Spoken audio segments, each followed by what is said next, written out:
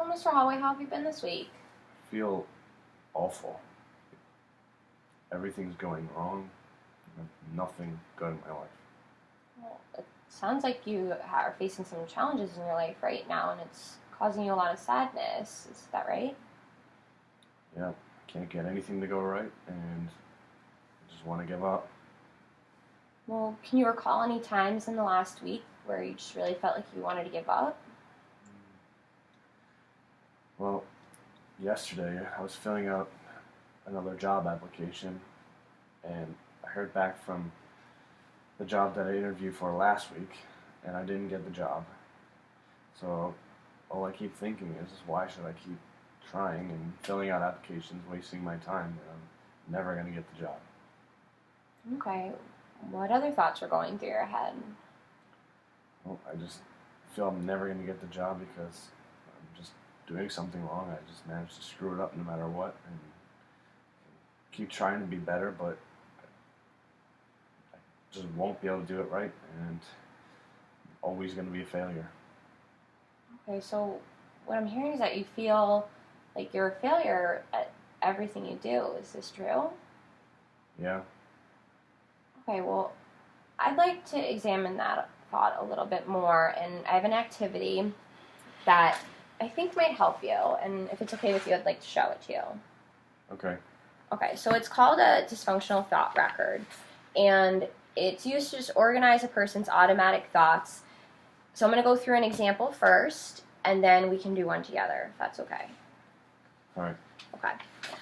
So here's the thought record, and start off, directions are, whenever you notice your mood getting worse, ask yourself, what's going through my mind right now? And as soon as possible, write that down in the automatic thoughts column.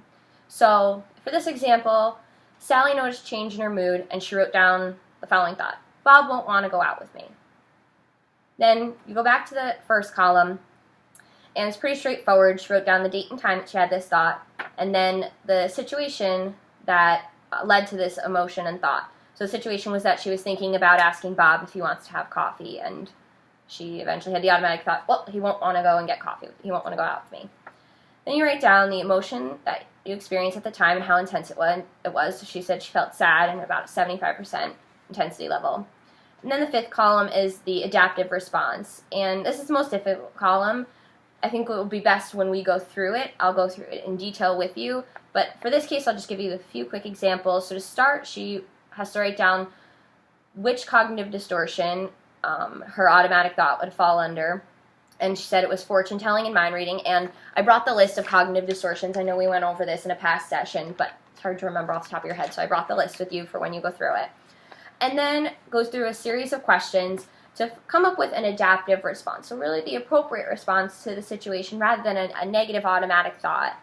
And for each of those responses, she rates how much she believes in the response. So just for example, one of the questions is, what's the worst thing that could happen and how could she cope? So Sally's example is, the worst thing that could happen is he'll say no and I'll feel bad for a while, but I could go talk to a friend about it. She rated that about a 90. So there are a bunch of different questions, but I think I'll hold off until we go through it together.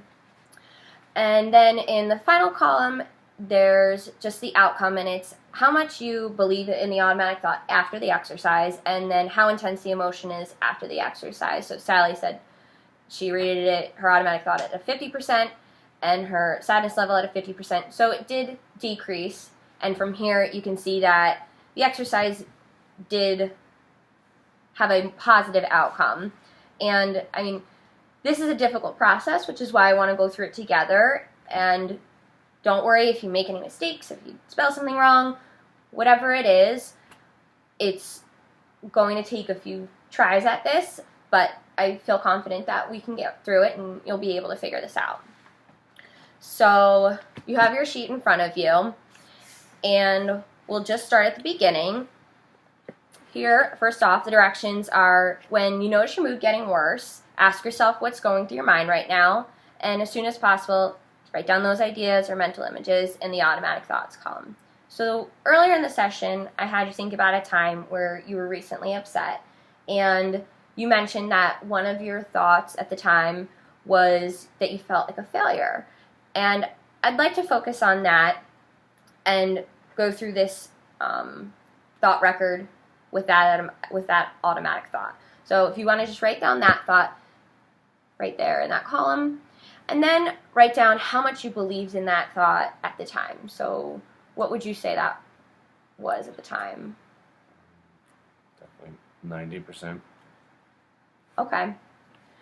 So now we can start from the beginning, and you mentioned that it happened yesterday. You can write that down in the date and whatever time that was. Okay. And then the situation, so previously you said that you're filling out a job application when you got a notification that you didn't receive a job that you recently interviewed for, and that was what happened, I guess, right before you had this automatic thought. Is that correct? Mm-hmm. Okay, so you can put that there. Now we'll move on to the fourth column, and I'd like you to write down what emotions you felt at the time and how intense that emotion was. Just felt really depressed. Like an 80. Okay, you can write that down there. And now we've reached the fifth column, which can be very difficult, but again, don't worry about making any mistakes. I am here to go through it with you, and we can do this as many times as need be. So to start off, I'll give you the list of cognitive distortions. You kind of look through it, and then try and decide what you think your automatic thought would fall under which category of any of those.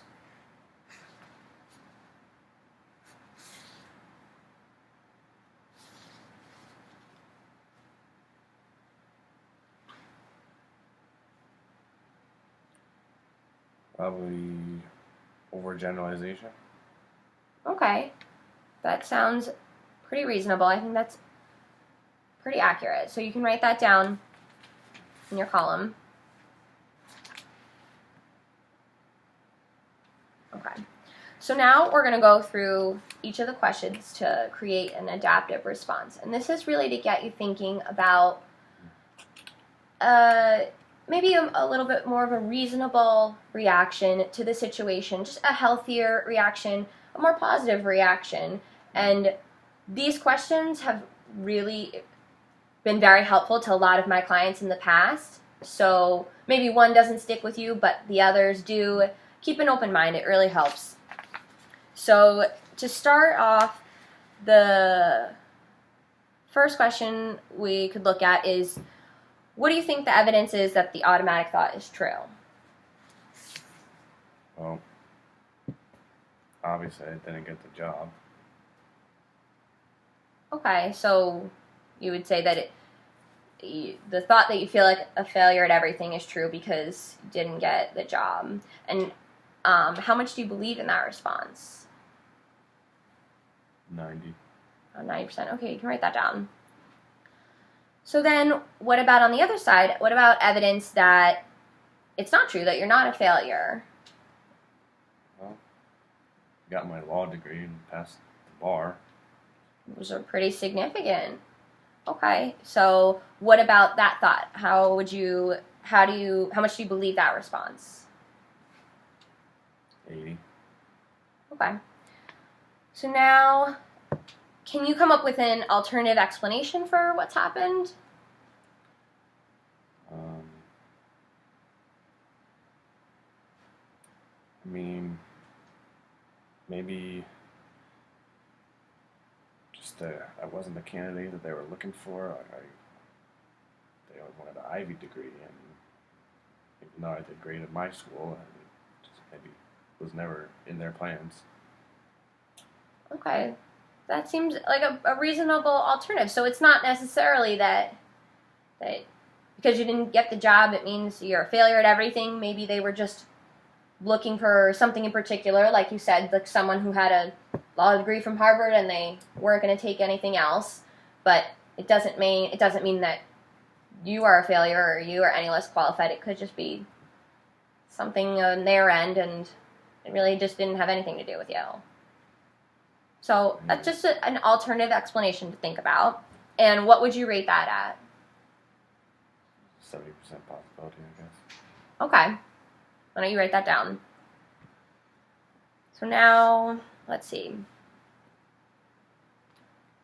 moving on, what would you consider to be the worst that could happen in this situation? Well, if I just keep going on and I never get a job and I spend all this time and money for the education and it's worthless. Okay, I mean, that's the absolute worst. And that's probably not as likely as you may be concerned as it is right now. But even if it were to happen, how do you think you could get through it? How do you think you could handle the situation? I mean, I'm looking at some specific firms now, and I'd like to stay in the city, but I could always expand, maybe like West Coast, little smaller firms in the suburbs. Just kind of expand my options. I mean, it's not ideal, but I guess what I'd have to settle with. Okay, that sounds like a good idea. I'm going to write that down. And how much do you believe that response? About 80. Okay. So now, I mean, that would be the worst case scenario, and that's pretty unlikely. So let's think about the best case. Let's think about the other side of it and try and think about best case scenario. What would that be? Oh, fine. Landed my dream job in a big firm in a big city. And really launched my career and became partner. Mm-hmm. Okay, that's a good one. So how would you rate how much you believe in that one? That response. 70. Okay. So now we've looked at both ends of the spectrum. What about the most realistic response? What seems the most likely? Well, maybe I don't get my dream job right out of school and start a little smaller, and I could always work my way up into something else. Hopefully I get the opportunity to at least prove myself. Okay, and how much do you believe in that response? 90. Okay.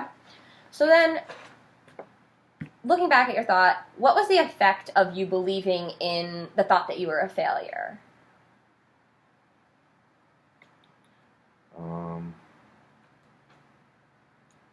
Well, just made me want to give up, I guess. Mm-hmm. So, if you were to change that thought, what do you think the effect would be? I keep trying.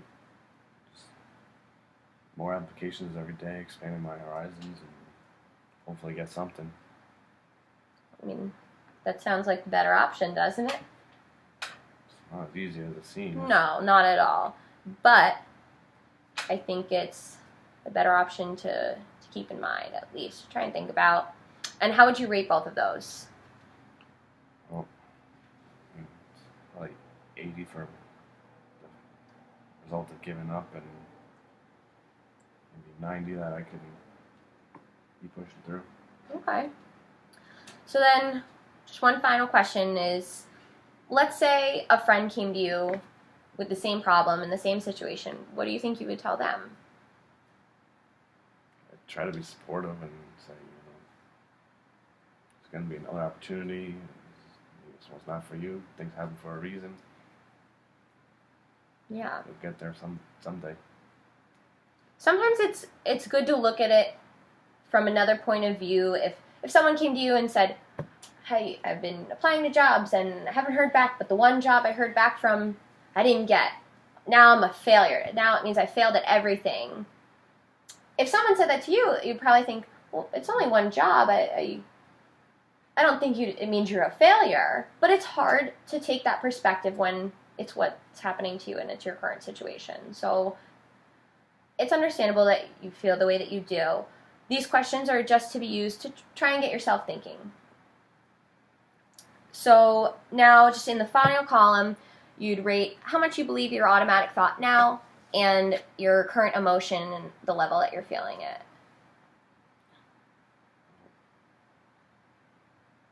No, I guess 70. Do you believe the automatic thought is probably about 70%? Yeah. And what about your feelings of depression? Feel a little better, so 60. Okay, that's good. That's a positive outcome. So this has been a really great overview of everything, and we've made one good run through of this. So I'm going to give you a thought record to use on your own, and you can take this home with you. And during the week, I want you to try and use it whenever you start to feel your emotions changing. And maybe if you even just want to fill out the first 3 columns, and then we can keep working on the second 2, whatever you feel most comfortable with, and then we can go from there. Does that sound good? Yeah. All right, I'll see you next week. All right.